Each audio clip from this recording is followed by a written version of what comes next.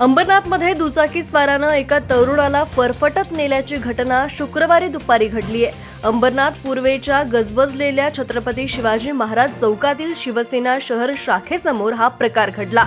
ही संपूर्ण घटना सीसीटीव्ही कॅमेऱ्यात कैद झाली आहे। डोंबिवलीच्या जोंधळे कॉलेजमध्ये शिकणारा अंबरनाथचा प्रचित डुबे हा तरुण दुपारी 2:45 वाजताच्या सुमारास कॉलेजवरून घरी आला आणि छत्रपती शिवाजी महाराज चौकातील पार्किंगमध्ये लावलेली आपली दुचाकी त्याने बाहेर काढली। याच वेळी समोरून येत असलेला दुचाकीस्वार प्रचितला धडकला। समोरील दुचाकीस्वाराचं लक्ष नसल्यामुळे हा अपघात झाल्याचं प्रचितनं सांगितलंय। मात्र या दुचाकीस्वारानं उलट प्रचित याला शिवीगाळ करण्यास सुरुवात केली। त्यामुळे शिव्या का देतो असं म्हणत प्रचित यांनी त्याची दुचाकी थांबवण्याचा प्रयत्न केला असता या दुचाकीस्वारानं प्रचित याला दुचाकीच्या मडगाडवर फरफटत शिरत हॉटेलपर्यंत नेलं आणि तिथे एका रिक्षालाही दुचाकी धडकली। यामध्ये प्रचित याच्यासह दुचाकीवरील दोघे जणही जखमी झालेत, तर रस्ता ओलांडत असलेल्या फळ विक्रेत्यालाही दुखापत झालीये।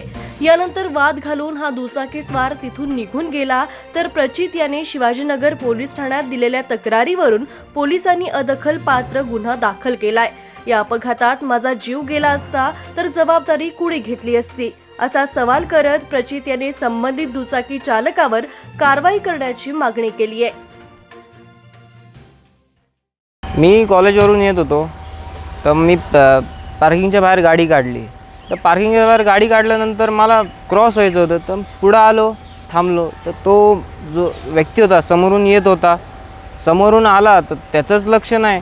मग त्याचं जेव्हा लक्ष पडलं माझ्यावर, त्याची गाडी जोरात ब्रेक मारला, तोच सटकला आणि तोच पडला आणि त्यांनी नाव माझ्यावर टाकलं, शिव्या द्यायला लागला। मग त्याला म्हटलं, भाऊ शिव्या का देतो तू? त्याच्यामुळे मी त्याची गाडी थांबवायला लागलो।